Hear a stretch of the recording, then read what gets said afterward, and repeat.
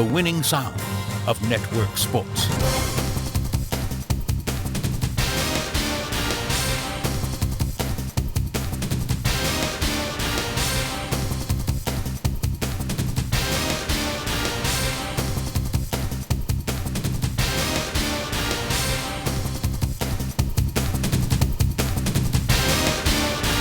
And a very pleasant good evening to you and welcome to another very special edition of Mason and Guess, heard on VOB 92.9 FM. You can call us at 434-1790. You can send us a WhatsApp at 253-4679 or an email at cricketmason@yahoo.com. Mason and Guess is brought to you in association with our very good friends at Bob's Lottery, promoting youth sport and culture. What you waiting for? Easy to play with 4 draws a day. Easy to win, so come on and play the double draw. What you waiting for? Players wanted getting willing. Be one of many to win the thing. Just $1 a ticket for your chance to win it. So much millions paid out. Play to win and don't miss out with the double draw. What you waiting for? Play the double draw. Well, the West Indies women not starting well at all. I had an opportunity to watch a lot of the match yesterday, and I was very disappointed.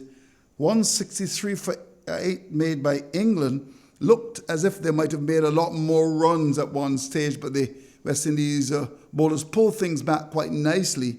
And in the end, the West Indies 116 for 6 from the 20 overs. Deandra Dottin, the only star for the West Indies. Good to see her back. She actually made 69 from 59 balls, 6 fours and 2 sixes.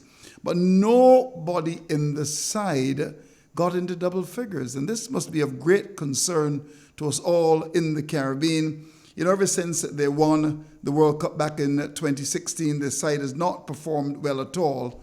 And on this evening's Mason and Guess a little bit later on, we're going to be talking to the lead selector, Anne Brown-John. In fact, we did an interview with her earlier, and we hope to be able to bring that interview to you this afternoon. In terms of the other guests, we hope to link with Dr. Kishore Shallow. And of course, as well, we're going to be talking to the Honourable Ralph Thorne, QC MP, and Stetson Wiltshire, Dr. Stetson Wiltshire, a Bayfield boy like myself, I must add. And there's a big match coming up on the weekend. In fact, on Sunday. We're going to be having that big match up at Dover. And it's really looking in helping the needy, cricket helping the needy. And it should be very interesting. We hope to be able to join them, I would imagine, just around 6:45 in the evening. So we're looking forward to Ralph Thorne and RPB. At the moment, they are actually having a big meeting there, hoping that the stars will come out and lots of people will come out, of course, and participate. It's so important that we make sure that our children, they're looked after. Things are very, very, very tough indeed. And we hope that Ralph Thorne and his team can get a big crowd to come out and certainly support that worthy cause. A little bit later on, the BCA Corner, we hope to join, of course, our very good friend, Director of Cricket, Mr. Stephen Leslie. He is going to be joining us a little bit later on to talk about the local season. Series 7 coming up, looking very, very interesting as the teams qualify for the quarterfinals and then, of course, the semifinals and then the grand final. My good friend, Dr. Andrew Forde, has just put his specs on. Dr. Forde, nice to see you, Doc. What a disappointment for the West Indies in terms of the women. Were you surprised, Doc? And all the listeners. Yeah, it was a disappointment. England were well in control, and as you said, there was a stage where it looked like they would have got 180, and they were very aggressive, but we got some wickets in the last 5 overs, but we never threatened their score, and the batting really didn't click at all, but it was still good to see Deandra Dottin having one of her first significant scores since her injury, and I'm sure that would give her more confidence and allow her to build as the rest of the 5-match series continues. But you know, the West Indian women were a bit deficient in various parts of the game. He mentioned the bowling, a few catches as well, and and being fleet-footed in the field. But the batting is the biggest concern of all, I would say. Yes, indeed. And Yes, Andrew. in fact, we can be looking forward to hearing from Anne Brown John, the lead selector. She was very much a part of our discussion. But what has gone wrong, though, Doc? Since 2016, we've not seen the team do well at all, and this must be a great worry. Yeah, definitely, it's a big worry. When the World Cup was in the Caribbean, the team looked pretty good. They were world champions then. We came to the Caribbean and we had a decent tournament there. But when you look at the approach of the batters from England, and then when you watch the other top teams like India and Australia, they're much more purposeful. They're much more balanced, and our batsmen seem to be limited, and also they seem to lack the power. I believe Gus Logie, the last international tournament, made mention of what he'd seen and the concerns he had with the batting. But I also think that you could say that our women could be a little fitter, and because we do have natural athletic ability, but with the COVID lockdown and everybody being sequestered for several months, that could have affected them. But also, I believe England's just had more time to train and to practice, and all the cricket in the world seems to be happening in England, most of it, except for the CPL that we had here and now the start of the IPL. So the England Cricket Board must be definitely ahead of all other cricketing boards as far as cricket during COVID-19 is concerned. It's showing in the performance of all their international teams. But basically, all of the other top women teams have improved, and I think that we are still a tick or two below where we were as champions years ago. All right, let's go to Trinidad and Tobago and talk to a very good man, Tony Gray. Hello, Tony, how are you? Good evening to you, Andrew. Good evening to the doc, and good evening to your listeners. I am all right. Yes. Not bad. Yes. Well, the last time I heard you screaming for the TKR, and people said to me that you were a very biased commentator. Is that true? Not true at all. Not true. I try to be very neutral.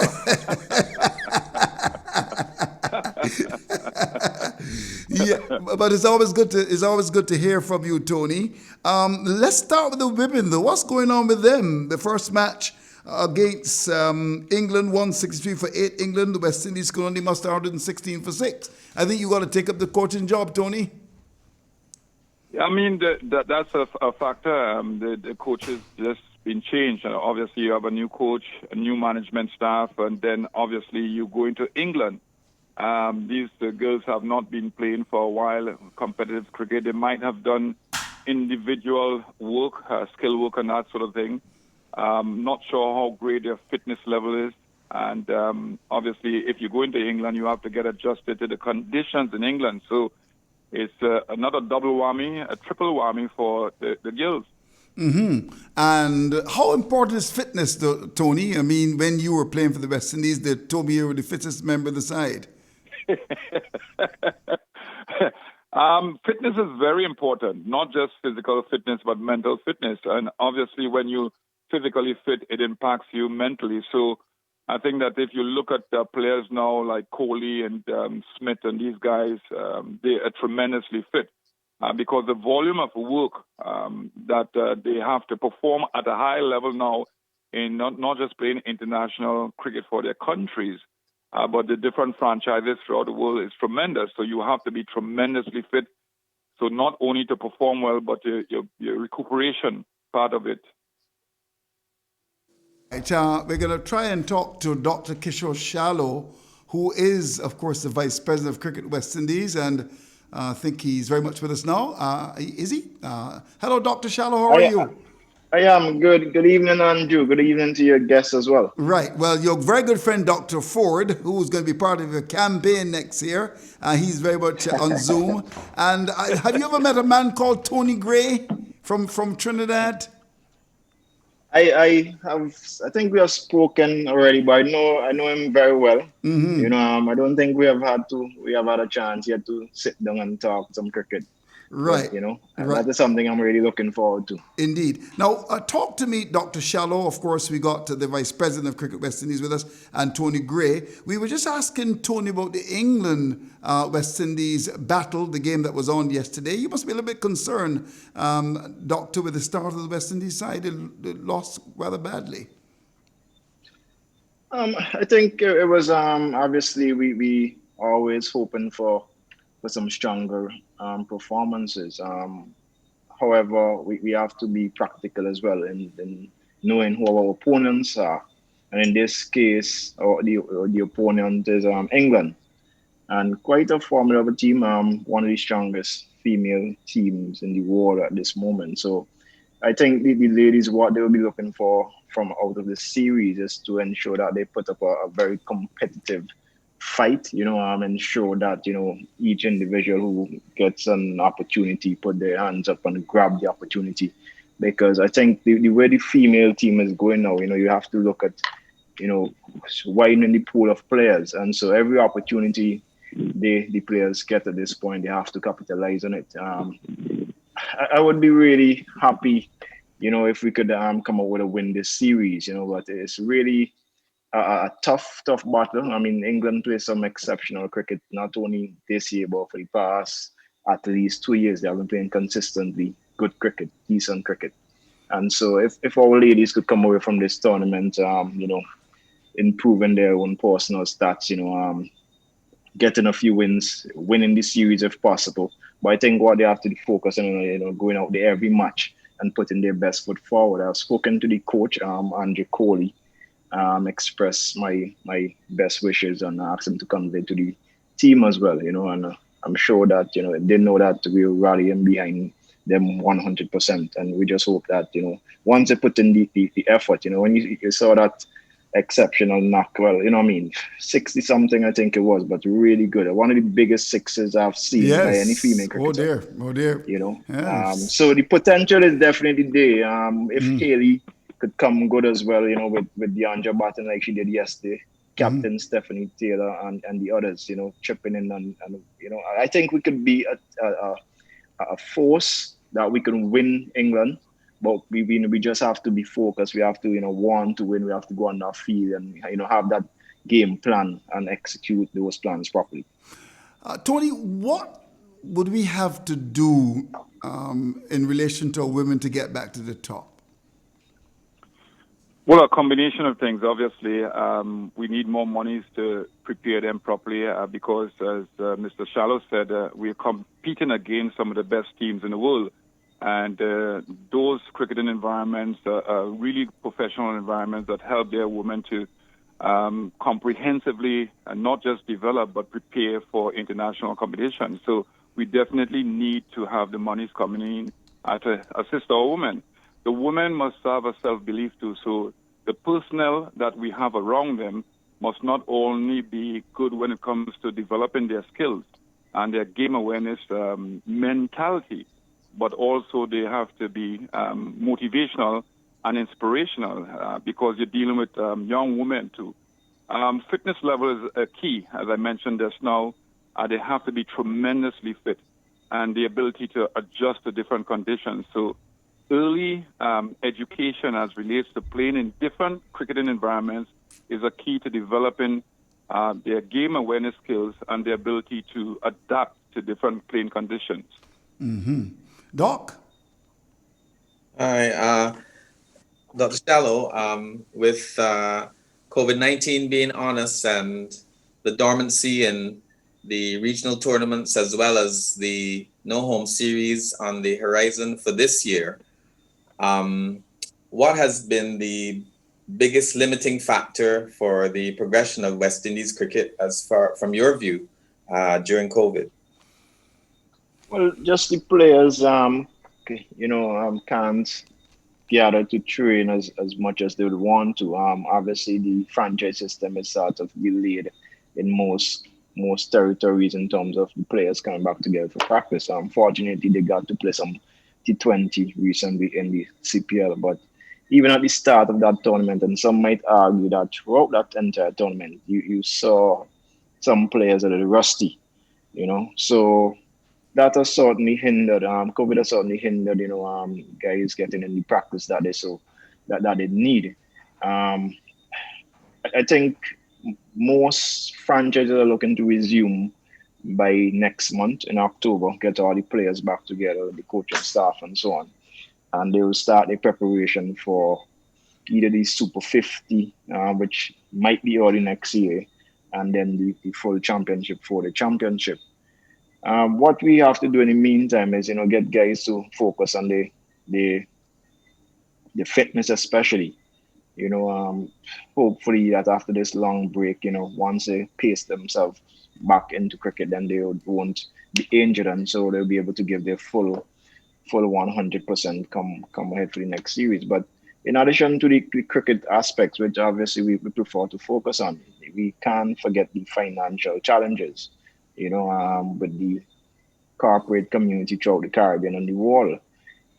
They have been struggling, and we obviously rely on them to help us with our commercial activities. And so that part is a massive challenge, and we continue to try and manage that as well as we can. CEO Johnny and his team, they're working quite hard in seeing how we could ensure that we maintain our relationship and build an existing relationship, as well as develop other new partners in world cricket, or persons who have interest in world cricket. And we are working hard. We are trying to strengthen come up with a plan for our commercial um, activities as well going forward. Currently, Johnny and his team is also putting together a fixture to see how much cricket we can get in over the next couple of years, barring COVID. And I think we are in a fairly good place where that is concerned. I think because the fact that the Caribbean is doing, well relative to the rest of the world with regards to COVID, then hopefully next year, once it doesn't get any worse, then we can host significant amount of cricket still, and that would definitely help with our revenue, and hopefully help us to stabilize somewhat our entire cricket operations. I'm glad you've come around to revenue, because that's a very big factor. Many of the boards, even boards as successful during COVID as the ECB, have mentioned financial losses, colossal financial losses. They've also mentioned attrition as far as salary cuts, and also, remodeling the structure and some jobs being lost.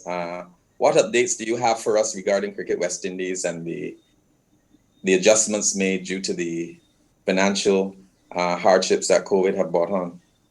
Yeah, well, I mean, much credit to all our stakeholders, especially our employees, those at the Secretariat in Antigua, or other contractees, um, players, coaches, everyone who involved, who have agreed to a 50% pick up over the last few months.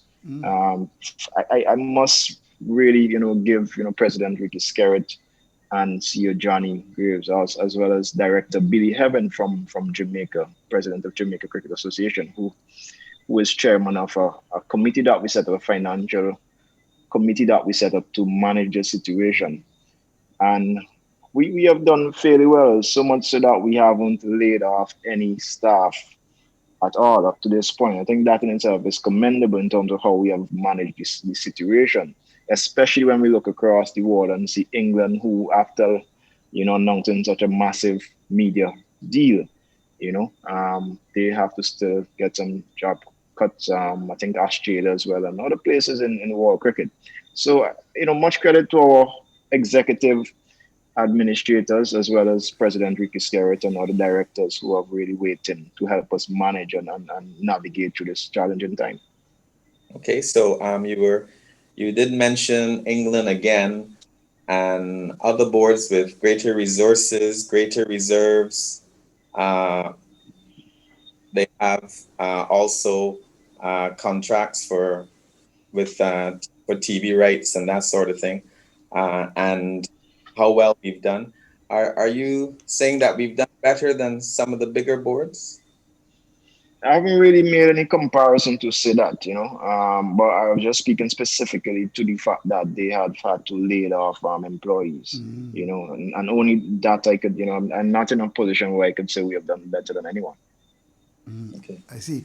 Tony, what recommendations do you have for Dr. Shallow to improve our cricket? Talk straight to the Vice President. Yeah. One of the things that I've always mentioned, and I mentioned it publicly during commentary and interviews and that sort of thing, is the deep analytical research on the past. I don't think that we have looked back and we understood that the players went through a process that made them world beaters. And I think that we have the misconception that because it's a modern society and the game has changed somewhat, we need to disintegrate the wisdom of the past. And it's sad because if you bring that team back now, it is going to beat every team in world cricket in any format of the game, including the T20 format. So we have to not only do the systemic research, but the individual research too is something that England does at Loughborough University and, other universities throughout the world. They research and they make their teams better based on the data and research. The other thing about monies coming into West Indies cricket, it is not only dependent on West Indies Cricket Board or CWI to bring monies into West Indies cricket. We have grounds throughout the region. We have facilities throughout the region, and the different boards must be creative as relates to bringing in funds. I mean, in Trinidad, for example, during Carnival, the National Cricket Center can be used tremendously for different feds to bring in monies. And because we have this facility, it must be a coordinated effort between the different boards and the governments of the region. But I think that there's too much of a dependency syndrome on CWI to initiate things to bring in monies into West Indies cricket. Interesting. Now, let's go to you, Dr. Shallow. So there is no possibility then of any cricket at all in the Caribbean by December? None at all? I think it doesn't seem as though we are going to have any international cricket in the region. What about before regional? the end of the year. What about regional? Yeah, so I know there's a possibility of a tour later in November to New Zealand, and the CEO and his team are working towards that. In the event that is successful in terms of execution, then we will obviously, most of our players might be away. So it might probably be better off in terms of the level of competition for that Super 50 to have it later when the players return. And that might mostly be in January. So I think that we are looking at early 2021 to have a regional tournament, and then that will be followed immediately by our Forde tournament. So let's go to New Zealand, the possibility of New Zealand. Are you saying 50% chance, 60%, 70%, close to 100% that the West Indies team will be going to New Zealand? Andrew, I know you have Johnny's contact, so you can reach out to Johnny anytime. Maybe you have him on, maybe have him program next week where he should be able to give you a more accurate estimate, or maybe even confirm something. All right. Okay. Well, okay. Now, we're going away all the time. The West Indies men went to England. The women are there, but nobody's coming to the Caribbean. And there's COVID in those countries. Yeah, well, these are all. Yeah, and these are all scheduled. So we were supposed to go to New Zealand prior to the World Cup as well. Right. So these were all planned series. There's international fixtures out, and so we are really much just trying to honor those obligations from our end. And if we can probably turn to some extra cricket, then sure, why not? But we have had CPL in the region, so it's not totally accurate to say we haven't had any cricket in Caribbean. And CPL by all means managed by the West Indies, Cricket West Indies. You should have probably stated, but I understand what you're saying. Right. And it would be great to have some cricket in the region. It's not normal for us to host international fixtures at this time of the year anyway in the Caribbean. I see. So it's not unusual. But what we're hoping is that early next year, whether it's in the first quarter or by the second quarter at least, we'll have some international cricket in the West Indies. Doc, you're now coming just about a year and a half elections are due sometime next year. How you assessed your tenure so far as vice president? Of course, there was a great combination, Shallow and, of course, Carrot. As you approach the next elections, are you happy with what you've done so far? There have been quite a few challenges. I mean, those we have relish, and in my opinion, we have had some successes. We have accomplished a few things that we had set out to do. But 2 years is quite short. And rather than I always seek to improve, Andrew. And I would prefer to listen to persons like yourself, Dr. Forde, and even Doc Tony is on the Gray. line. Doc, I'm going to ask Doc You know? a question, and I'm going to ask Tony Gray. Let's start with you, Doc. Yeah. Doc, have you given this administration a passing grade, Doc? Well, the last Put your 6 mic months have on. been. Put your mic on. If Dr. Forde says pass, then I'll accept that. Let me hear you, Doc. Doc, Yeah. you want to think about they it?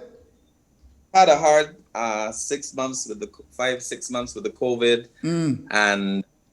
but I would say that the things that are positives are from an administrative point of view. As you mentioned, the selection, revamping, and also the new study that suggests that there should be changes in the structure. We'd have to wait for the execution, but at least we've been made aware, and Cricket West Indies is more open to embracing those things.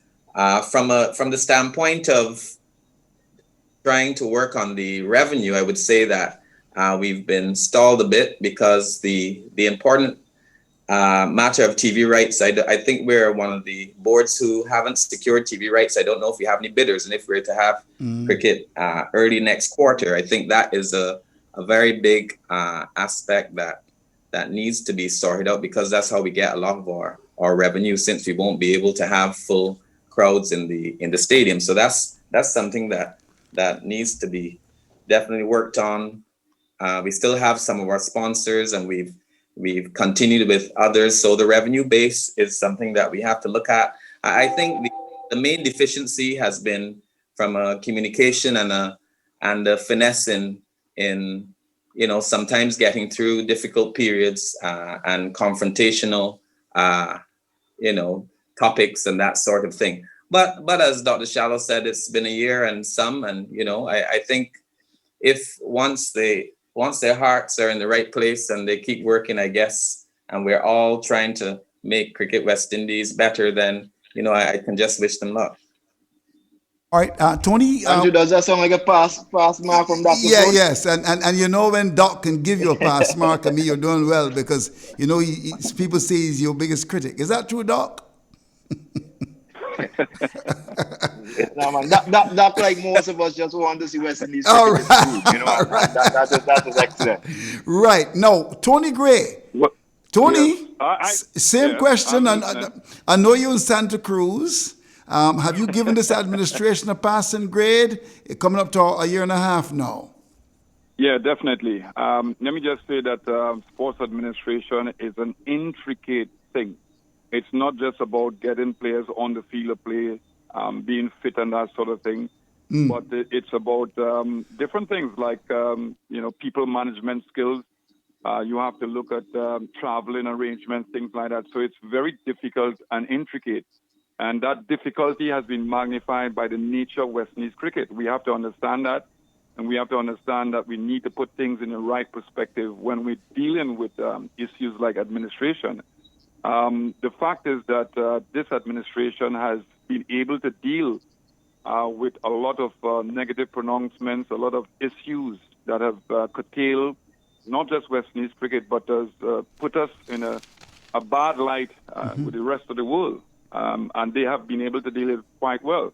I love the fact that, initially the task force for improving the selection policy has been implemented, and they went through it in the right way, a process-oriented way that I love. I think that these are the things that, administrators need to do to improve the different sporting disciplines But a lot more work has to be done, and it's about re-education and further education of administrators, first of all, and then players and coaches. So a lot more work has to be done, and there must be, an effort to get the former players involved, but put them in strategic positions of motivation. But I think that based on what I know about sports administration, it's very difficult. And the fact that we're dealing with a system, that we are dealing with countries throughout the region, they have done a tremendous job, and especially in COVID-19.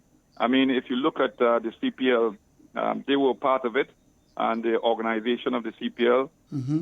It was well run, and nobody had a problem with the COVID-19. So excellent work by this administration. And I'm not just saying that. I think that we must support them in whatever way we can. Well, I want to thank you, Tony Gray, for coming through and talking to us. I know that you're very busy there with your son. We wouldn't want to take up too much more of your time. By the way, are you in Santa Cruz? Yeah, I'm in Santa Cruz. Right. Stay in Santa Cruz, eh? The Zoom giving me some trouble, but that's okay. Well, you know how it is with you in terms of Zoom, you know. You're naughty man, Tony. Thanks for coming through and talking to us, and enjoy the rest of your evening. Take care, Tony. All right. But Dr. Shallow, stay with us. We're going to certainly pause for business calls very soon. And, of course, your favorite Calypsonian red plastic bag is going to be joining us along with Ralph Thorne. But just before we go to the commercial break, just before we say good evening to you as well, two questions for you. Will you be running again for the elections coming up in March? March, I think it is. Schedule along with Skerritt, so we'll have Skerritt and Shallow again. And my final question to you before we go to the break: will you be supporting Dave Cameron for the post of ICC chairman? Talk to me about that, Dr. Shallow. Well, it's quite interesting that you asked those two questions together, because what I was going to, my response to the first question, probably going to answer your second question. Sure. In that you asked if I'll be running for elections again, and my answer was simply that the important thing is to be nominated. Oh, okay. Right. But I understand. Without nominations, you can't be elected. But I understand that your hand has been strengthened now significantly in the windwards. Well, again, I would have to be nominated, and I would have to receive that nomination. Those two nominations, right? Which again, like I said, that answers the second question, right? With regards to Dave Cameron, who doesn't seem to be able to secure a nomination. Oh, there. Right. Explain that to us. So no, I can't explain. He would have to come to you and explain on you. Has he ever made an appearance in your program up to this point? No, he's never. He said he will never come on my show. I don't know why. Maybe Dr. Forde has told him not to come. That's terrible. That's absolutely terrible. Yes, he's never been on my show. That's bad. Very bad indeed. Yes. You can't want to be original leader and don't want to appear on such original platform. Oh dear. International platform actually. Indeed. No, but so you're saying all that to say that you don't expect the West Indies to support Dave Cameron? I mean, it's not my decision to make. Right. I already. But I have declared my position very early. Right. I was one of the first persons to declare that. I mean, individually, I would not be able to support Dave Cameron for his candidacy or his intent. Why though? Why though? I mean, I ran a campaign against Dave Cameron last year. He hasn't done anything since then to prove to me otherwise that he's capable of this sort of leadership. I just do not have the confidence at this point that and if I were to say support his nomination, it would be me saying that I have absolute confidence in him to represent West Indies, not West Indies cricket, but the West Indians across the region and the world. I don't have that confidence in him right now, and that's my personal position. No, Doc, I'm sure you got something to say about that, Doc. Well, I guess. Well, luckily I'm a retired administrator, but I do appreciate Dr. Shallow's personal opinion. And I think it's very candid of him to articulate it. I just feel, even though that may be the case, that since it's body and no one person speaks for the body and they all speak together and then come up with an answer, it would have been more delicate to just say that the board would decide in the long run based on. So are you chastising Dr. Shallow then, Dr. Forde? No, I'm just saying that the styles are different. Different people. I guess maybe I'm more of a diplomat. I'm more subtle. I do. No, there's a thin line between diplomacy and being honest, right? And frank. Right. And I'm simply being frank with stakeholders. I've always promised to be frank and outspoken. And I'm just declaring my position. Dave Cameron knows my position, so nothing is wrong with me sharing my position with the rest of the region and world. Sometimes they're stronger and weaker, and there are people who are strong and those who wilt and those who follow. I think we all appreciate some honesty, though. And I think Dave Cameron would appreciate some honesty as well. So, I see. I'm sure in the time we'll see. Right. We'll see what happens. It's no matter what, someone will fill the posts. Right. And some people will get nominations. But we'll see how things go. Doc Stetson Wilch is waiting. Stetson, we're going to get to you very shortly. Final question to you, Dr. Shallow. Dave Cameron wants the audit report, and he says he was going to be going to court if you didn't give it to him. Has he gotten that report from Cricket West Indies? That's a legal matter, Andrew. I think he made a request for it, and our lawyers have since advised us not to share it. Not to share it. Okay. All right. News. I see. But before, because I think I'm going to leave now, right, Andrew? Sure. So, sure. Yeah. So let me just wrap up, though. I mean, when you ask the questions of both Dr. Forde and Tony Gray a while ago, I mean, and they pretty much, hit the nail on its head there in terms of summing up, the last year plus of President Ricky Skerritt and myself in terms of our tenure. You see, the administration, sports administration in the region is a continuous challenge, and I think, once you appreciate that, I think the key thing I believe is passion. And what I'm truly impressed by is that, Ricky, the same level of passion he had 1.5 years or so ago when we decided to embark on this journey, he still has that passion, and probably even more now, because we have actually realized that there are even more things to fix, more improvement necessary than what we envisioned then, So I'm quite happy of the passion still and the determination to continue this mission to improve West Indies cricket, because and if you're looking at some of I'll just highlight a couple of these things that I'm really pleased about so far.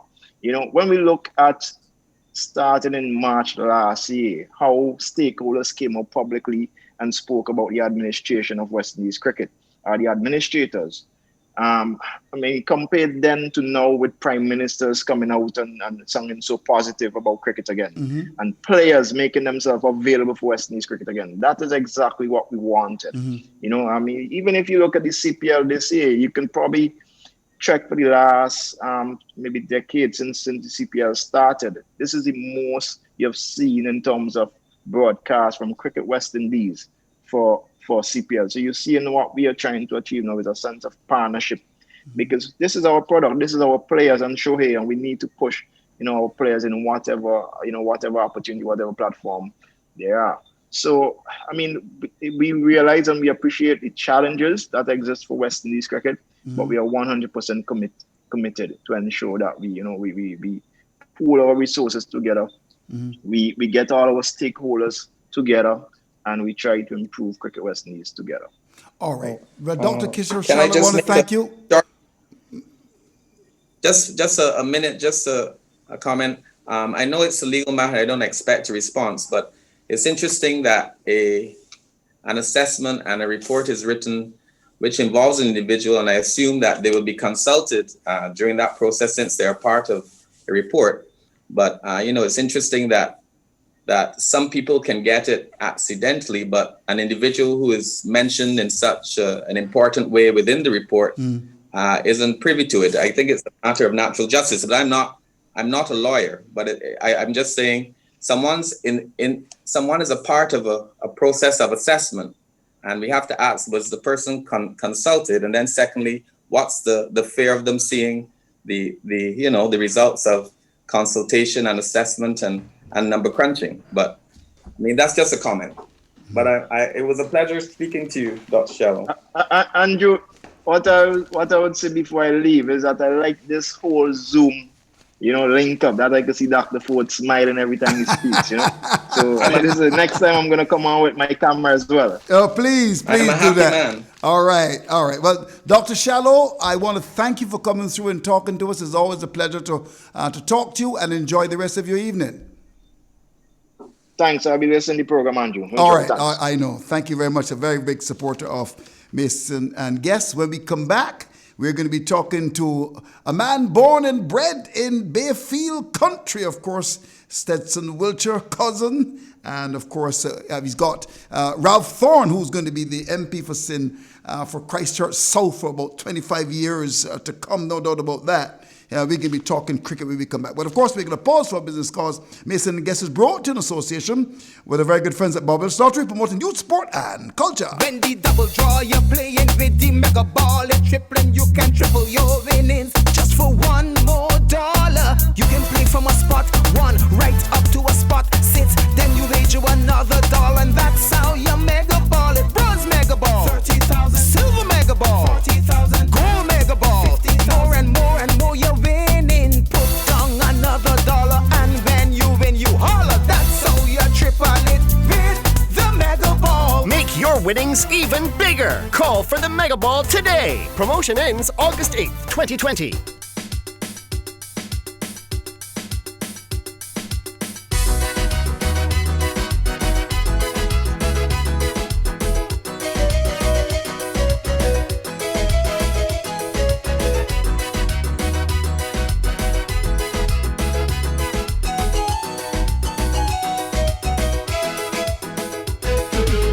Cricket in this country deteriorating. We cricketers don't play like they used to play. Our damn bowlers, they are not producing. When they meet batsmen who could really stay. But most of all, we batsmen causing big worry. Just look at the way they played recently. Our Brazilian fella looking good at the crease. Next thing you know, he run out in the 80s. Winston, my brother, made a sacrifice.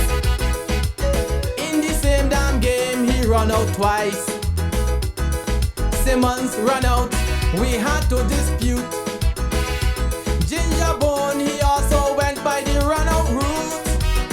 And then we had Niles, a batsman with flair. Tried to pull a fast one and was caught a backward square. In his second inning, bad piece of cricket. That is when he run out halfway down the wicket.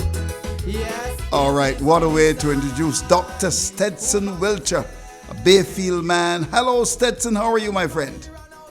Good evening, Andrew. How are you? I'm okay. Well, we had to play that song.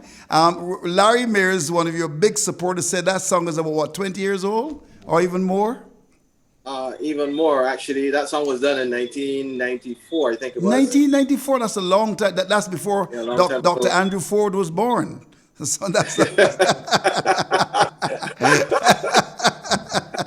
No, talk to me, Red Plastic Bag. Of course, it's really good to hear from you, cultural ambassador, and of course, the patron of the Red Foundation. Lots of things are going to be happening next Sunday, and I like the concept, it takes a village. Explain to us what is going to be happening at the Dover Sports Complex next Sunday. Well, Andrew, I have partnered with Ralph Thorne, QC. I have to put on QC every single time. Here in the Christchurch area, of course, COVID-19 has had a a devastating impact on the world. And here in Barbados, we are doing all that we can to help those who are, mostly affected by it. Some of us are able to fight it through, but many people are struggling. And what we're hoping to do is to help, especially the area of school children, trying to get school supplies for some children to go back into school. So we decided to set up an event, a family evening at Dover. This is the 27th, with this Sunday coming, where we're going to have a whole lot of activities going on. And by the way, we are following strict protocols and guidelines for COVID. But we are making sure that we have an evening of entertainment, but at the same time, we're encouraging people to come out. We're going to have barrels set up so that people can actually make donations of school supplies to this effort. Mm-hmm. And I'm very, very excited about it. I'm happy to partner with QC Thorne. I think our hearts are in the right place with regards to trying to help ourselves. We cannot expect government to do everything. I think that this is a time when we have to be our brother's keeper, and it's very important that we put our hands to the plow and try to help our children. Well, you got I almost said Dr. Thorne, but that's going to be next, of course. By the way, Ralph Thorne QC, yes, Andrew. You were absolutely brilliant in the House of Assembly today. In fact, I can tell you that many people at my office. They were saying that, they couldn't, they just put their lunch away and listened to you for half an hour more. And you spoke about a great man, and a man who was very much involved in cricket, the late, great Owen C. Martha. I'm sorry that I spoiled people's food, Andrew. How are you? I'm good. Nice indeed. I love the motto, Ralph, it takes a village. Explain that. Yeah, no, that is Stetson's motto. Oh, it is? I love it. I absolutely love it. It is so apt and appropriate at a time like this, when, as Stetson said, we can't always turn to government for everything, and government's resources are always limited. And I didn't want to say in decline, but they're always limited. And so Stetson's motto is, it takes a village. And my position is that we in Barbados need to constitute ourselves as a village again, a very large village, and to help those who are helpless. Mm-hmm. And I'm absolutely delighted, Andrew, to be doing this with your first cousin. Yes, indeed, a Bayfield man, And just by way of information, I want to tell you that we've actually started collections already. Okay. We have a collection barrel at Cloisters in Sheraton. And a wonderful lady, I don't know if she'd give me permission to call her name, but a wonderful lady has gone there. She's filled the barrel already. Oh, okay. So it may mean that we probably have to replace that barrel tomorrow, create some space in it so that the children of this country can be looked after. I always say the two most vulnerable groups in Barbados are the very old who have paid their dues and the very young who didn't ask to be here. We brought them here. Mm-hmm. So it is our duty to look after them. And I'm absolutely delighted to partner with Stetson in this effort to look after our little children. Mm-hmm. Dr. Forde. Yeah, good everyone.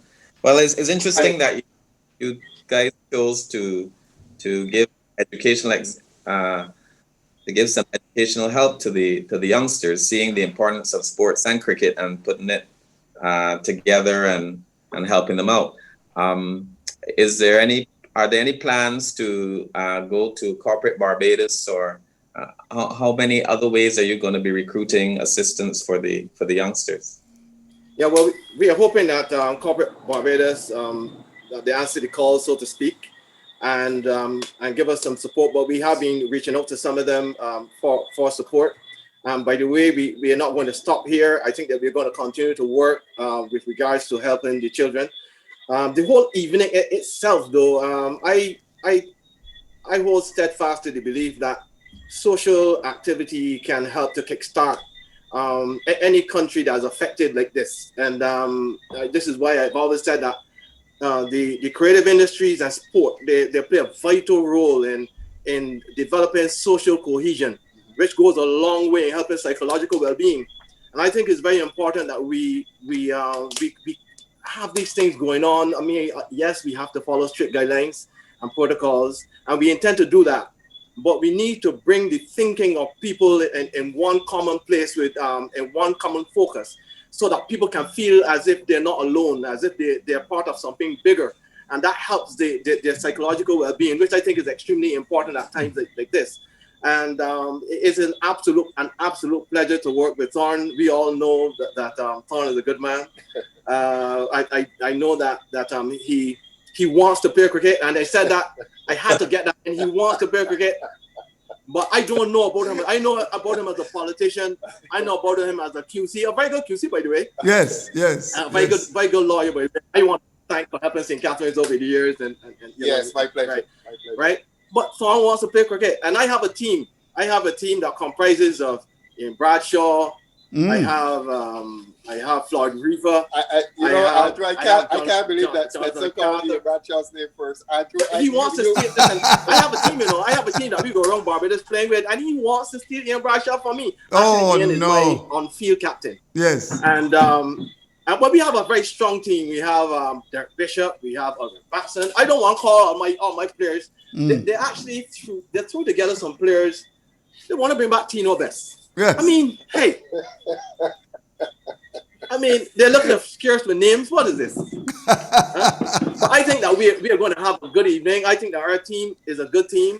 But that is not what is most important. We want to create a lovely atmosphere at the game, so that we can bring the thinking of the people into one space whilst we try to help ourselves. Yes. Actually, we also have road tennis going on as well in the evening. Right. We have before the game, we have Gabby and we have Mikey and TC, Mr. Dale, and all these people who are actually, and Admiral is actually going to be coming as well. Mm-hmm. These are people who are just going to come and play some exhibition games before the cricket. But we're looking to have a lovely evening where we're going to create an atmosphere where people can actually come and give us the level of support that we need. We have to try to help ourselves, Andrew. Yes. Andrew, we're doing a basketball shoot-off competition. Mm-hmm. I can say publicly that Mr. Ronald Chapman of the COVID unit was a little concerned that he would not allow us to play a basketball game, but he allowed it when I assured him that it is a shoot-off competition. Okay. So that the person who comes and can score the most shots consecutively, he or she will win that competition. Mm-hmm. So we're looking to have a real fun evening with the entertainers in Barbados and some politicians as well. Dwight Sutton told me this evening he's definitely coming. He's definitely coming to beat Mr. Stetson Wiltshire in road tennis. Andrew, are we going to see you, by the way? Yes, yeah, of course I'll be there. I'm going to be very much there as well. How about the other Andrew? Well, he's a distinguished Andrew. In my way, I'm sure I could make a contribution. But I'm interested in what was the catalyst or the stimulus for this response from you and talking us through how it came about. Look, Stetson is pointing at me, but the Lord must have put us together. I don't know how religious Stetson is, but look, that's Providence. Providence brought us together on this, and we're approaching it with equal enthusiasm. As I said before, I absolutely love Stetson's motto, "It takes a village."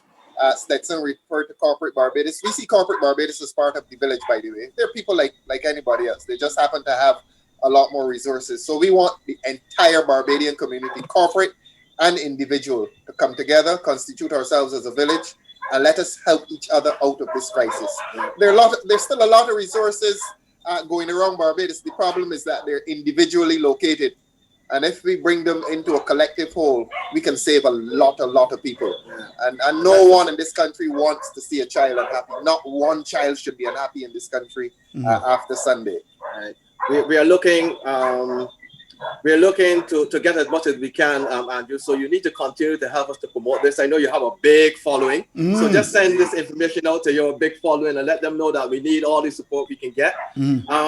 And when I mentioned earlier about the social cohesion, I want to say thanks to all the players from the Barbados Tridents who are going to be involved in this, because they have a role to play. And I know there was a lot of talk recently about West Indies tour to England and the value of it. I don't think you can put a dollar figure on the value of West Indies having gone to England. Right? Do you understand what that did for the cricket world? The fact that we couldn't watch cricket for all these months, and we were able to watch Test cricket live. You cannot put a price tag on things like this. So even if we didn't get all that we should get from it, in terms of dollars, we have actually contributed significantly to the well-being, the psychological well-being of the cricket world. Interesting. Andrew, we have another, as Bruce used to call, another friendly cousin of yours here, Alf, and Alf wants to share. Oh, Al! Hello, Al. Yes. How are you, my friend? Hello, Andrew Mason. How are you doing? Alf will first of all tell you that Dwayne Smith is on our team. Oh, Dwayne Smith. He isn't enjoying that fact, but Dwayne Smith will be there. Is he training? Dwayne Smith, is he training? Thank you, Andrew, because you are concerned about the girth, Yes. the girth and the frontal view. I am blabbling as Dwayne's lawyer, by the way. So But Floyd Reefer is on our team. Floyd Lamont Reefer. Yes. And we are not revealing anybody else. So just let you know that because the QC is very concerned. He is. Okay, what I'll do, stay with us. We're going to open the lines because I'm sure many people will want to participate in this wonderful, wonderful evening here with you gentlemen. 4241790. Give us a call and you can certainly speak to Ralph Thorne, QC MP, of course, Stetson Wiltshire. Dr. Stetson Wiltshire, and of course, our good friend Alf. And also join us. The BCA is going to be very much watching what's going on. Stephen Leslie, Director of Cricket, is going to comment very soon. So you can call us at 4341790. We're going to pause for business calls. When we come back, we'll open the lines and hear from you. Mason and Guest is brought to you in association with the very good friends at Barbados Lottery, promoting youth sport and culture. When the double draw, you're playing with the mega ball. It's tripling, you can triple your winnings. Just for $1 more, you can play from a spot one right up to a spot six. Then you wager another $1, and that's how you mega ball it. Bronze mega ball, 30,000. Silver mega ball, 40,000. Gold mega ball, 50,000. More and more you're winning. Put down another $1, and when you win, you holler. That's how you triple it with the mega ball. Make your winnings even bigger. Call for the Mega Ball today. Promotion ends August 8th, 2020. All right, let's go straight to the telephones. Hello, welcome, Mason and Guest. Hello, welcome. You're listening to the radio. Come on, talk to us. Hi, good afternoon. Good afternoon to you. How are you? How are you? Is this I'm good, Andrew. Is this Tricker's tenantry? It most certainly is. Well, I would imagine you would want to speak to Ralph Thorne. I must say that I must consider this a very good evening. Because I've been trying to get you from the time the West Indies picked their squad to go to England. So I want to speak to you on that. Yes. And I want to also speak to Phil Wallace, because I see something in the paper recently with him. Right. So we can hold the two of those for now. Right. But I must say this venture by Ralph Thorne and Red Stetson, which I must say I can also give it my blessing. I think it's a very good idea. And charity begins at home. Right. But I can leave that there. Now I hear you was just asking. to tell him, Andrew, we have bins at Cloisters in Sheraton and in the Oystins Fish Market. Oh, wonderful. If he wants to make a contribution. Ralph. Amigo at Dover. Ralph will want to make also a suggestion to you. Put a bin in Strickland's tenantry. We can leave that there, Andrew. Yes. We can leave that right there. No, Andrew, I told you that I've been trying to get you. Yes. The West Indies picked their squad to England. No, first let me deal with two quick things that you brought up earlier. You was asking for a score if somebody can give the West Indies a rating. Right. Well, I would give them an F. F. And you know F is always a fail. Not good. Right? Now, I'm going to show you why. You even asked Dr. Shallow there about a leak document. And he don't even think that the person involved should get one, but it is leaked. So that you're going to get a feeling for that. To have documents, security documents at the leaking.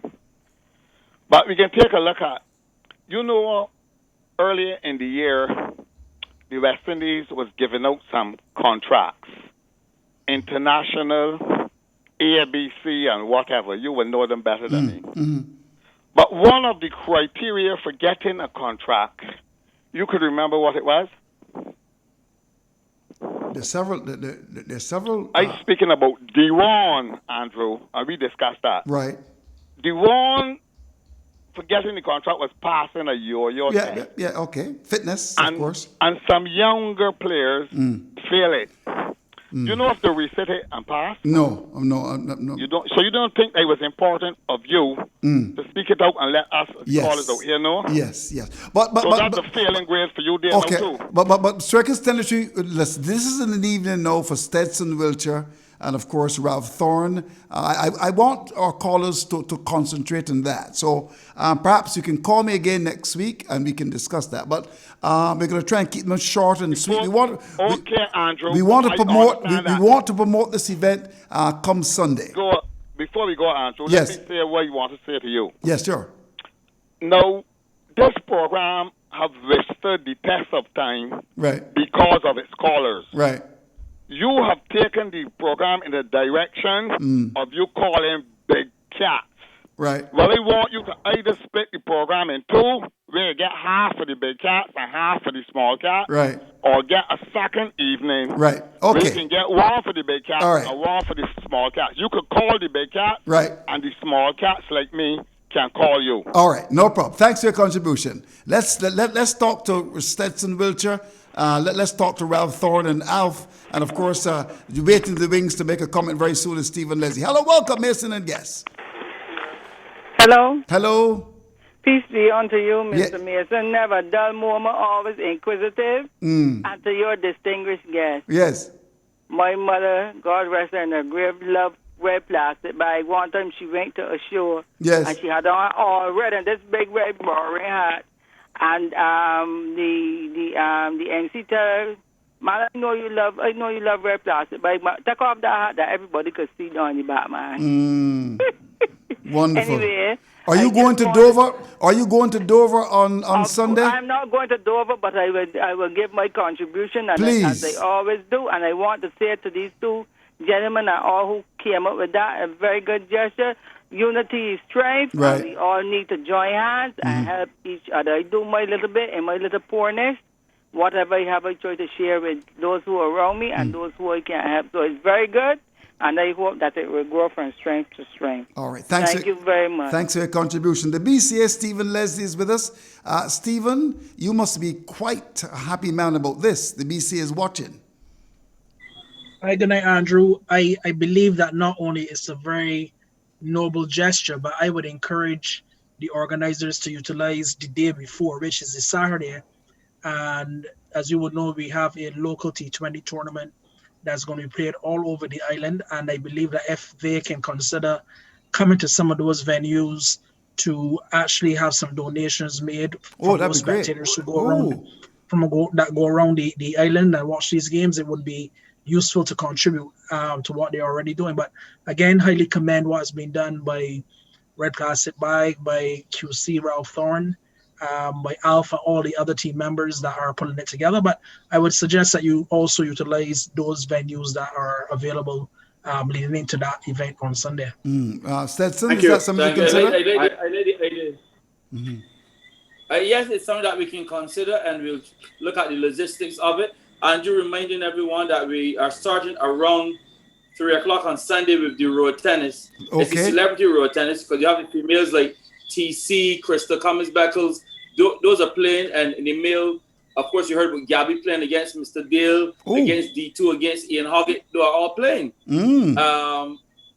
Yes, and then you have something called a slugfest, a 20-ball slugfest, where Dwight Sutherland will take 5 players and Admiral Nelson will take 5, and they will see who can score the most runs in 20 balls. Right. And then at 6:30, we're going to have this test in Wiltshire 11 against the Ralph Thorne 11. Oh, that should be wonderful. What are you doing, Alf? Are you going to be playing?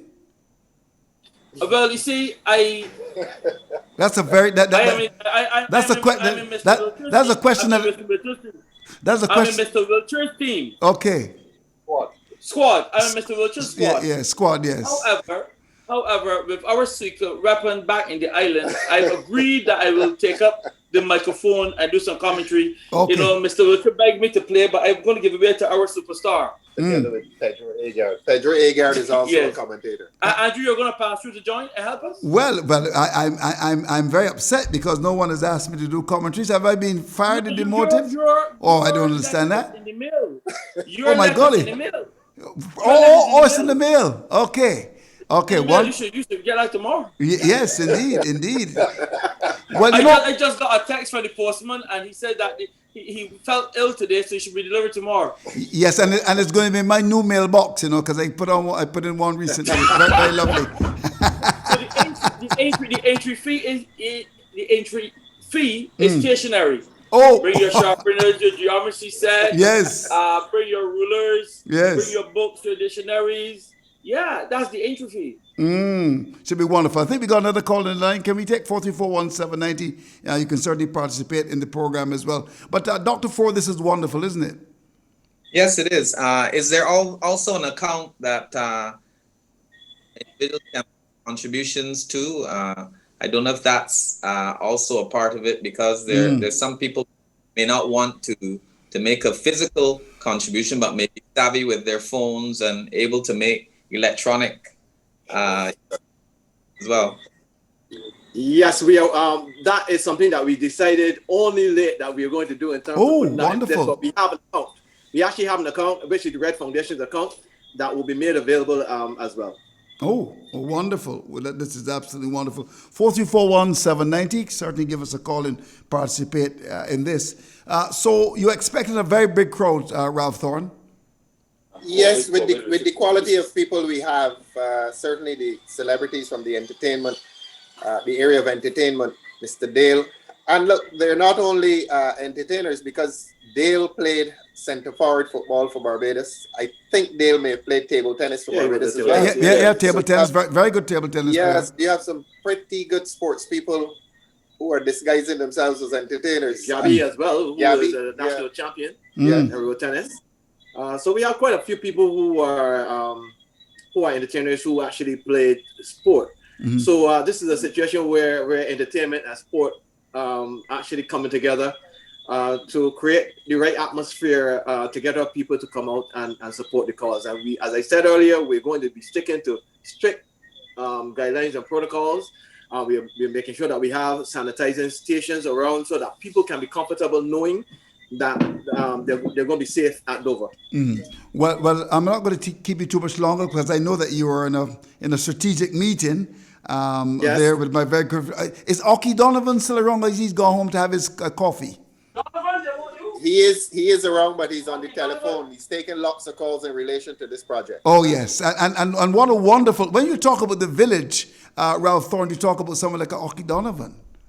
Oh yeah, look, one of the players, Adrian, called somebody last week to join, I think, our team or Stetson's team, and he said, Adrian, as long as you're involved, I'm there. He's an excellent organizer. Yeah, and I'm happy to have him. Very happy to have him on board. Indeed. And Adrian brings 36 years of sports administration to this. So Adrian knows 2 or 3 generations of cricketers personally. Oh, that's why our team is overflowing with such talent. Yes. Much to Stetson's chagrin. Yeah. By the way, right? This support that we're asking for is not just for one. There's nothing political about this. It's not for one constituency. Correct. This is for Christchurch. We're doing this for Christchurch. Oh, wonderful. We recognize that we need to do this for Christchurch. We are looking that as time goes on, we're going to move around the country. And merge entertainment with sport so that we can help ourselves to create the atmosphere so that people can actually donate as much as they possibly can to help the most vulnerable here in this country. Doc, final question. These gentlemen have got to go back and plan. Any final question from you? Well, guys, is this going to be it, or is this going to be going on post-COVID? Yes, post-COVID. Actually, Mr. Wilcher, Dr. Wilcher would have done this in St. Andrew before. He would have done this with the Child Care Board before. And after this one, we hope to take it to a number of different parishes as well, because we realize that with unemployment going close to 40%, we would want to help the vulnerable in our communities. So yes, the Red Foundation is keen. QC Ralph Turner has said that okay, where we go in Barbados, he's coming as well. Because he wants to be on the winning team too. So we understand that, fellas. He wants to be on the winning team. Yeah, but Andrew, I with the Red Foundation, I have a program called the Bike Program, which is about school material as Wonderful. well. And the Red Foundation is also we have been at the forefront of coordinating the effort out of the effort within the diaspora. We've been working with tablets, making sure that children get tablets, and our bike program on the It Takes a Village with the Red Foundation. We've been giving full backpacks for the last 2 years. Oh, wonderful! To children across Barbados. So Christchurch will benefit from this now, along with what we will get from other people. Hopefully, we will get a lot so that we can make sure that this whole Christchurch area is looked after during this period. Yeah. Andrew, I want to give a plug for the Commission on Local Governance. I see this exercise as a precursor to what local government can do in Barbados. And as you know, one of our proposals for a new system of local government is that it should be non-partisan. Yes. Because we feel that people in Barbados need to come together without the polarization of parties at the local level. And I see this as a precursor to a new movement in Barbados in which people genuinely come together to help their local communities. And I couldn't think of a better way to start it with people involved in sports, people involved in entertainment. As you know, look, you meet people every day, and sometimes it's a little awkward. Is he a B? Is he a D? I think the time for that really. We need now to forget letters of the alphabet. Precisely. Precisely. I like that human suffering doesn't know the letters of the alphabet. It doesn't know constituency boundaries. Human suffering is simply that, human suffering. We want to eradicate it from Barbados. We speak of poverty as if it is some romantic idea, but poverty is about human suffering. Human suffering. It's about human suffering, and we have a duty. Yeah. All of us, all Barbadians, and I want to say this publicly, Andrew. I want to say this publicly, Stetson, that I don't think Stetson is taking this across Barbados as a partisan political project. No. I happen to absolutely love community work. Stetson and Carl, they absolutely love community work. Adrian Donovan loves community work, and we are inviting and encouraging all people who love people and who love their communities to get involved with the Right Foundation as they move across Barbados. It's important that we help each other, Andrew. Indeed. We expect your support. Yes. You and Dr. Forde, we expect that you can. Well, gentlemen, along with Stephen. Stephen, I know Stephen for a long time. Stephen's a community man himself, and loves to see people moving forward. So I'm sure that you'll do all you can, Stephen. Yes. To help us in this regard. Did you make some road tennis? Yeah. I played tennis in the road. You played tennis in the road, so we're gonna put you to play against Ian Hoggett Allen. Oh no! Around 3. I want you to bring in Cornwall from Antigua. I'll play against him.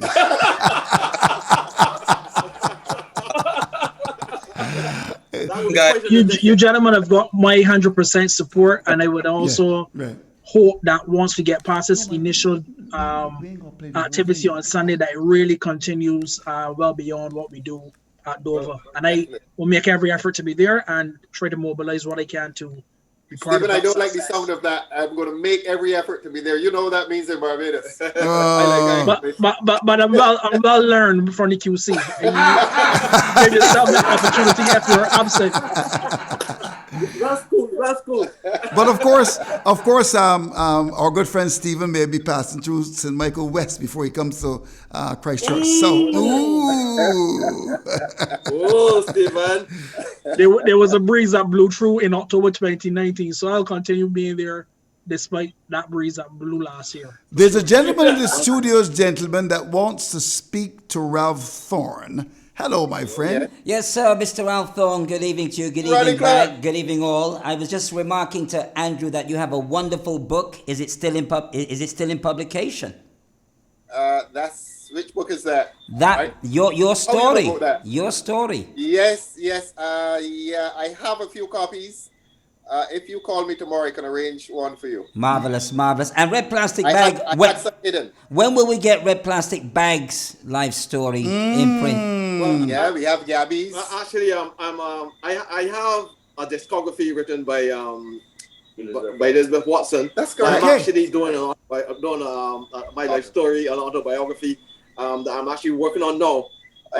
So hopefully we can get up pretty soon. Marvelous. You heard it here for the first time. That's right. Gabby has who Gabby think he is. I have that, and I'm looking forward to getting the bags. You know, awesome.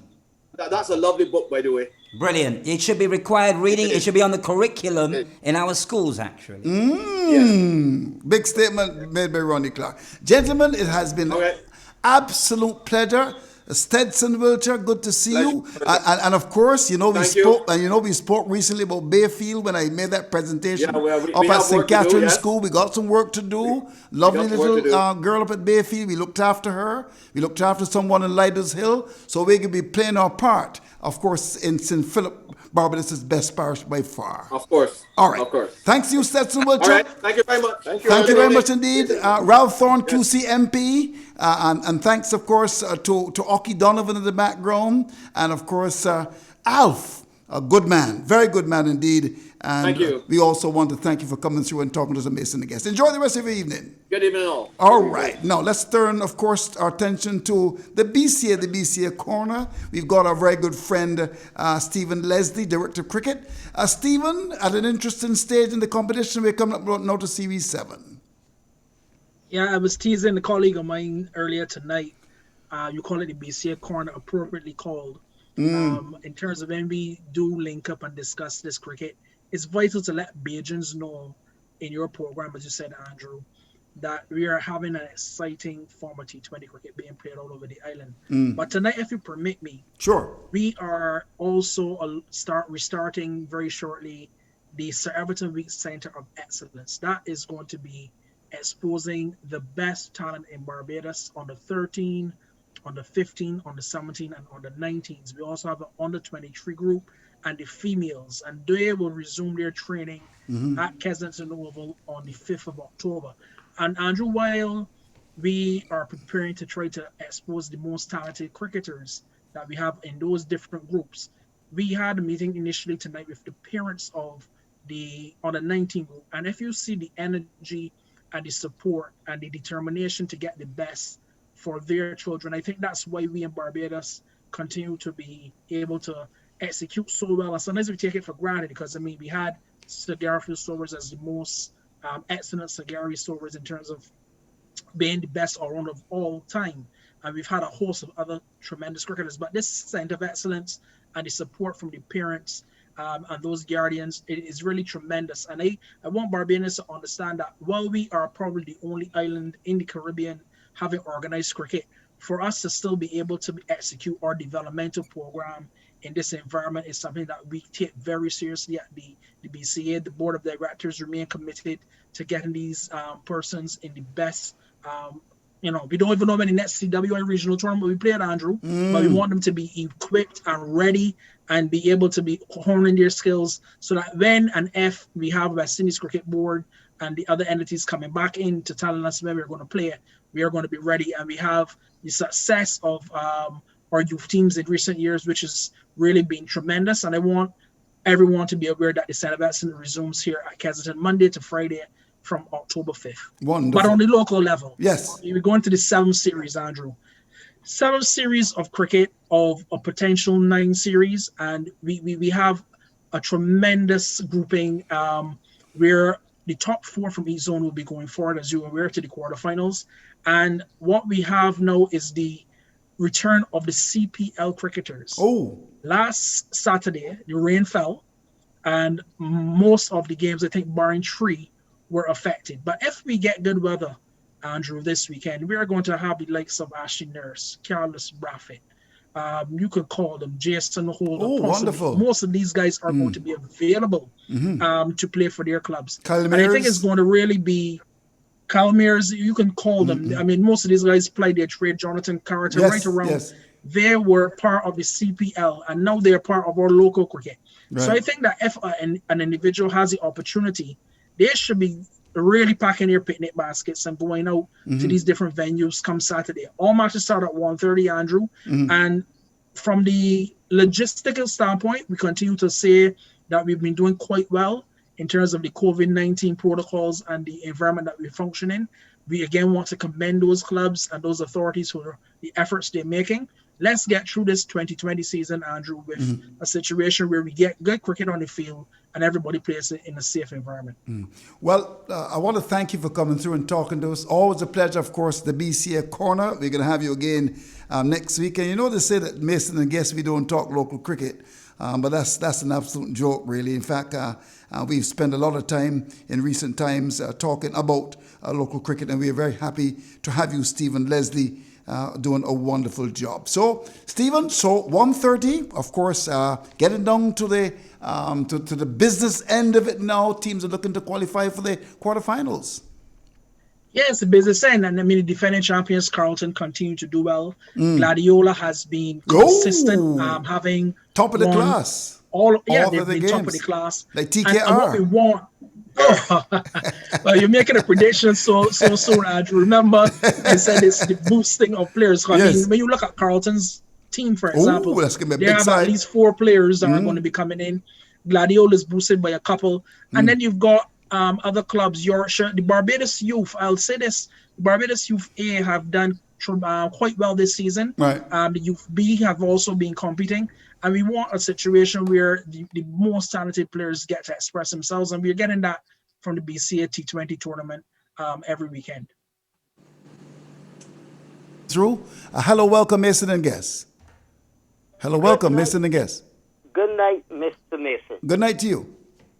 Alvin speaking. Alvin, how are you, my friend? So we had Straker's Tenetry and we had Alvin. What a combination! Yeah, you know, you don't deal with me now for a joke. You know, it is that. Why is that? I got to thank Ray Plastic by and Mr. Thorne that we could get. Bezos could get back on your program. This might believe. That's not true. Bezos have been in this program for quite a while. I don't know where you're going with that. I'd love to hear Randall. I would like to hear. Well, I haven't heard him in a while. How is he though? Is he okay? You know, he would give me a call at the office. I only hear him when he's on your show. Well, I thought that you and Randall and of course Straker's Tenetry would talk every day as DLP people. People got their beliefs. But let me get to my point. Because Randall might be there waiting to get in. Mr. Mason, you can help me what's going on investing in cricket. But being an Empire man, that's why I want to hear Randall. Oh, you're an Empire man? Yeah, all my life. Oh. Somebody told me you were a Spartan man. No, Empire man. But I got to ask you this question. Yes. 36 runs to win. Yes. In 5 overs. And 10 wickets a hand. Yes. And get beat? Yes. You know that game? Yes, I remember that game very well. I mean, it's unbelievable. No, I'm saying this, Mr. Mason, because I listen to you all the time, and I blame your program for a lot of things in Western cricket. I wouldn't debate it now. You blame my program? Of course. Why would you say that, Alvin? No, because I'm a truthful person. No. Okay? Now, it didn't answer the question, but that's okay. When we had a bad president, yes, we win 3 World Cups. Yes. We beat England 2-1. Right. Over 100 cricketers start receiving a check monthly. I going right or I wrong? Yeah, you're doing well. We had a man, a gentleman that is respected. Oh Lord, he's back and he's great. Walk off of a cricket field like if he was playing cricket in Governor's Road or Victor Glass ground. Oh dear. And he is welcome back and appreciated. Oh dear. But Cameron, a man that was a president for 6 years, right, is being belittled. Oh. And I hear you earlier saying he won't come on your show. Yes, I don't know why. No, but if it was Cameron, I wouldn't come either. Why? We would talk about it another night. All because right. I want other people get in. All but right. what I'm saying this here, I think West Indian cricket need another bad president. Oh, okay. Another bad president. We got a bad president. And good results. That Mitchell and Gonzalez yes. and Webster Andrew Mason and all them going after, but the West Indies cricket is on the field performing. You have a good night. Alvin, you're wonderful. And Alvin, I hope to hear you next Tuesday on Mason and Guest. Let's take another call. Hello, welcome, Mason and Guest. Yes, good evening. Oh, Randolph, where have you been? Well, I was a bit, wasn't going to call after you made the, to come back next week because you had a RPB, and I think they're doing a wonderful job. And we know you're an RPB man. Well, I'm a supporter. I know Gabby that. is first. Gabby and him are tight for me, where the Calypsonians are concerned. So is Gabby RPB or RPB Gabby for you? Well, it doesn't matter as far as I'm concerned. Fair enough. The two of them are good. Very good. Now, Empire had a little over 7 runs to get. Now, it's obvious that they should have gotten the runs, but yes. In that, I would say in that batting, caused them not to win that game. So I'm saying better luck next time. Now, I'm a little concerned, bemused about our West Indian situation. Now, if we in the Caribbean are supposed to come together and be together, I find it really heart-wrenching that a West Indian will not get the support from West Indians to sit at the highest level of cricket in the world. It didn't say that there are 2 people that are looking for the nomination. It's just 1. Right. And despite of everything, I think the gentleman deserves the support. Because if someone else goes to the top and certain things happen, which would put us, in a ticklish position, we don't have anybody ready to support us up there, and I found it really, heart-wrenching. And based on what Dr. Shallow said this evening, it looks as if he wouldn't support them personally. It didn't say that it is a Brazilian or somebody from It's a Panama. West Indian, yeah. It's a West Indian. Oh dear. But if you look at it, a little from what Thing was said just now, right? We have been very poor in our cricket, and this is going to be my last point tonight. The women's cricket, the West Indies team, we have Saints.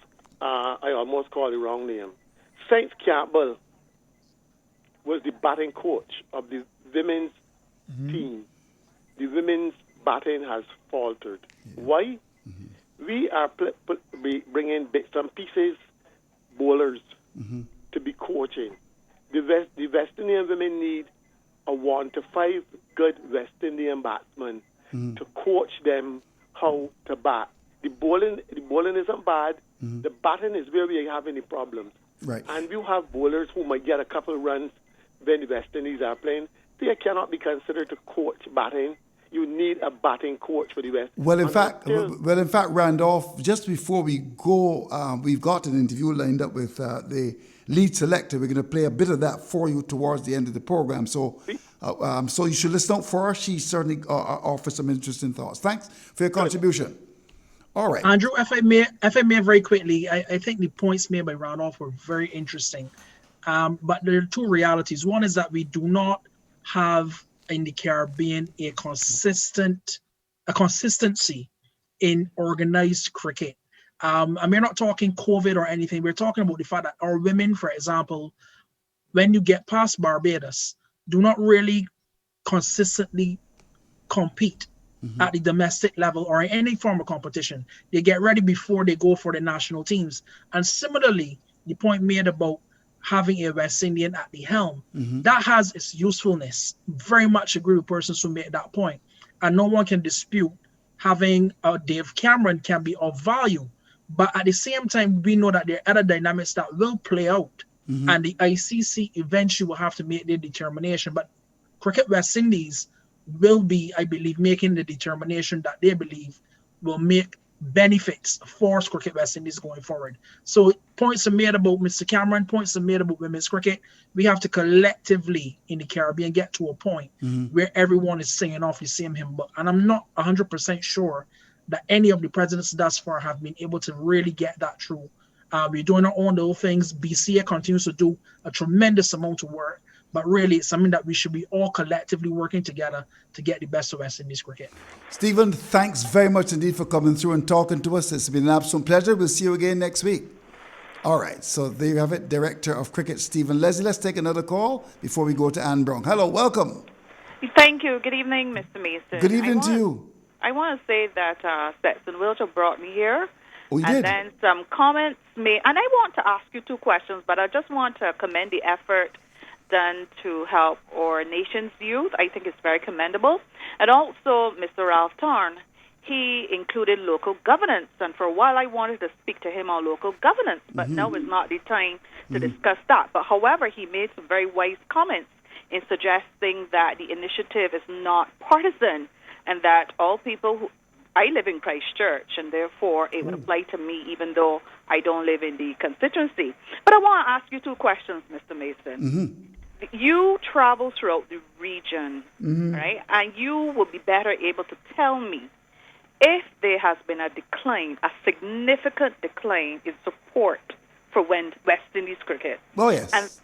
And I also want to know, too, what can be done, because the women were doing well, but the quality of the women's cricket, and I know expert, left a lot to be desired to me, but they were doing reasonably well at a time when our cricket team, the West Indies cricket team, and all males were not doing so well.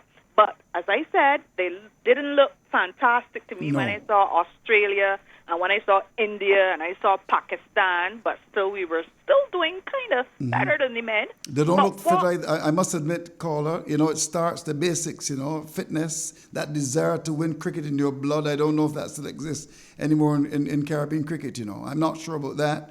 And I'll tell you, if you consistently lose, people then start to lose heart and faith. And I think this is what's happening in West Indies cricket.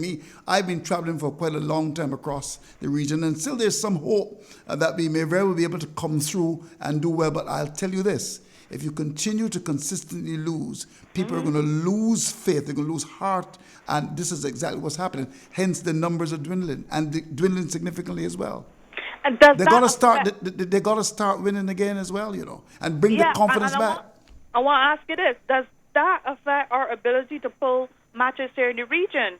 I don't know. You just told me that the support has declined. Well, the CPL. For the CPL, you're going to get the crowds. It's a different kind of cricket. But if you had to go to watch a regional game, say at Sabina Park, Trinidad against Jamaica, you got 3 or 4 people there. In Barbados, and if you look at certain countries, in Barbados, you could still find at Kensington Oval on a Saturday afternoon 300 or 400 people watching cricket, because Bajans, there's no doubt about it. I think they watch the most cricket in the region. That has been my experience. Somebody may say in Trinidad that's not true, but even on Saturdays, I was down at Standard on Saturday watching my team, St. Catherine's, play against Standard. And what was so amazing about that, a second division match, the villagers came out to watch the game. You had, of course, it's T20 cricket as well, and people were watching. So, yes, the Bajans will continue to watch the cricket, not in the same numbers, because there was a time when Jamaica played against Barbados when Michael Holden bowling to Carlisle Best at Kensington Oval was full. I've gone to Sabina Park already in the late 80s, early 90s to see Michael Holden and Patrick Patterson bowl, and Sabina Park almost full. That will not happen anymore. The support has declined significantly. And you think it has anything to do with the younger generation, or just because we're not winning? It's because we're not winning. I think a lot has to do with the fact that we're not winning. And we've not been winning consistently. In fact, when you look at West Indies cricket, I think the decline of West Indies cricket started back in 1988. Now, you may think that that's a long time, but I saw it then. You remember when Pakistan came to the Caribbean, Imran Khan? Yeah. And what happened then, we had to come from behind against England in 1990. And by 1995, when Richie Richardson captained the team when we lost to Australia, but you could see the decline of West Indies cricket, having had that period of 15 years that we went without losing a test series.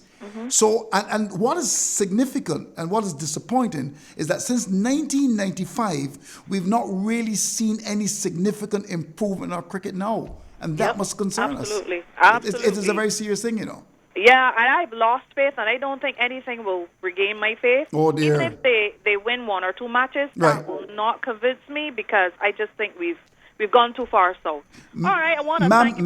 Ma'am, before you go, we'd love to have you on Mason and Guest sometime. You know, we need to get a... Oh, please come. I mean, yes. You do not want me on that program. Why is that? Me. I will tell you another time. All right. Have a good evening. Thank you just very before much. you go, can you leave your number with Ronnie Clark? Would you trust Ronnie Clark with your number? I am not sure that I want to do that. Okay. I guess you can find out who I am easily, but I really wanted to get Ralph Thorne, but now is the time listen, we are all going to gather at Dover Complex on Sunday, just around 3 o'clock. Are you going to be there?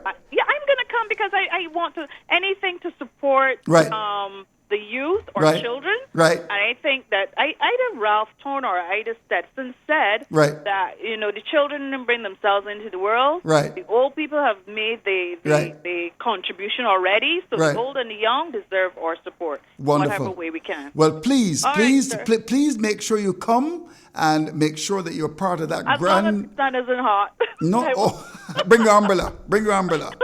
All right. All right. Thank you very much. Time is flying. All right. We spoke earlier today to Anne Brong. Of course, she, of course, is the lead selector for West Indies, Anne Brong John. Let's get it right.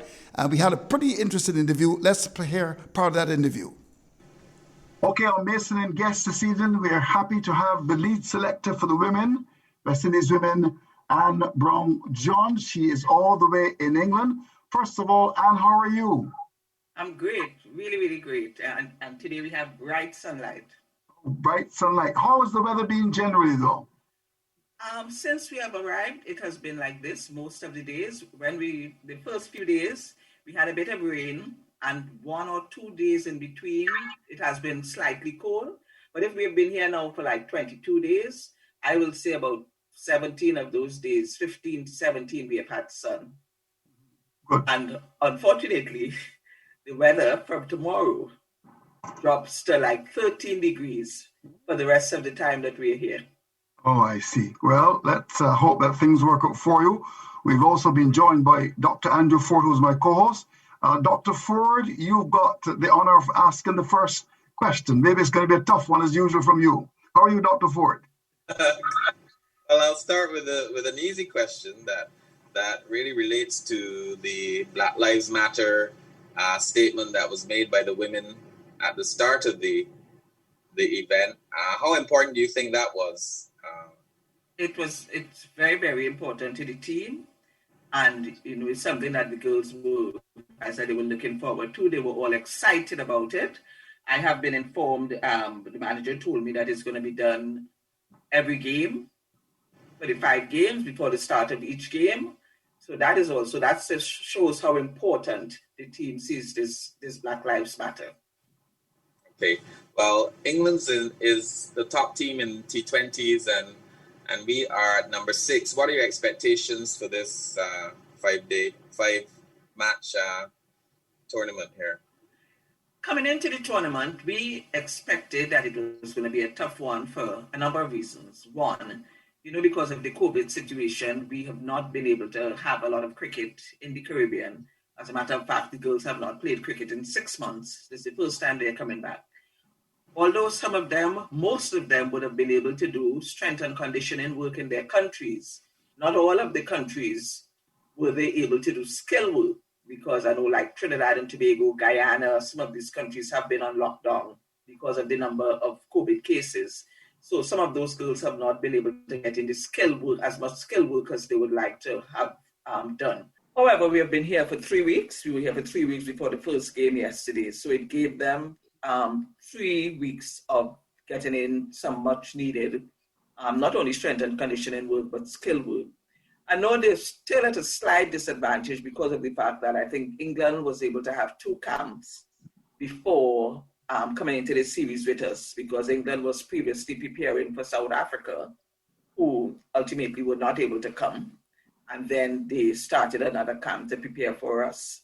So they have had the benefit of 2 camps, but the girls have been getting stronger every day. Okay. I know the match yesterday didn't go the way we would have liked it. We lost by 47 runs, and chasing 163, we only got one specific contribution from DeAndre Doughton and some good bowling performances by Selman and Matthews. What do you see as our major challenge and the area we have to improve in order to compete better against this England team? Speaking with the coaches, even before, one of the things that had been identified was that with the 3 weeks preparation that we had, we were not sure that we were going to be at the stage we would have liked to be for the first game, but we knew we were building into it and that we will continue building as the other matches continued. Looking at the game yesterday, England came out hard against our bowlers very early, which was a positive thing, and this is what is expected in T20 cricket. And in some of the bowlers went for quick runs, went for a lot of runs very quickly. You mentioned some of the bowlers who did well, but I thought that the bowler who had the most impact yesterday would probably have been the captain. Stephanie Taylor had a very good spell. Although Shakira Selman got 3 wickets, but Stephanie Taylor had a good spell. So I think some of the bowlers would have struggled a bit to get the ball on the line or length that they would have wanted to. But it was our first match. It was their first day out. What I think was the part that we were not as strong yesterday was the batting.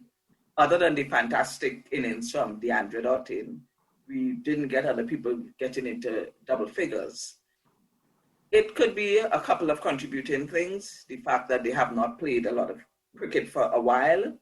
They're probably getting accustomed to the England pitches because we would have been training in the nets and then we came out to the middle. So they're getting accustomed to the England pitches and just the overall getting back into competition.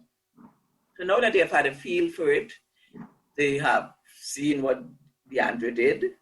And I must say in our practice matches that we had played among ourselves before, we had some good performances from Leanne Kirby, Stephanie Taylor, and a little less runs, but from Hayley Matthews, Shabika Gajnabi, I think Janelle Henry. So people have been chipping in with some runs, but not as much as we would like at this point in time. And we are hoping that the batting, particularly that middle order of the batting, will come to the fore, and the same aggression that we saw from England yesterday, that we'll be able to see from our batters.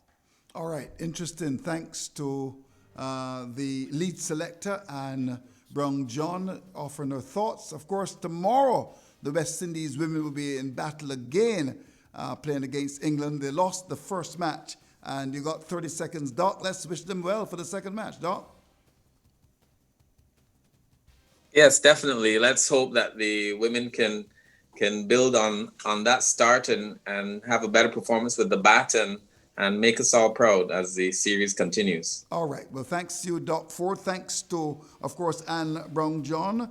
We heard from Dr. Kishore Shallow, who, of course, is the Vice President of Cricket West Indies. Ralph Thorne, QC MP, Dr. Stetson Wiltshire, and, of course, we heard from Alf and Tony Gray, all making Mason and guests. I'm Andrew Mason. Here's hoping for a brighter tomorrow. Just good night.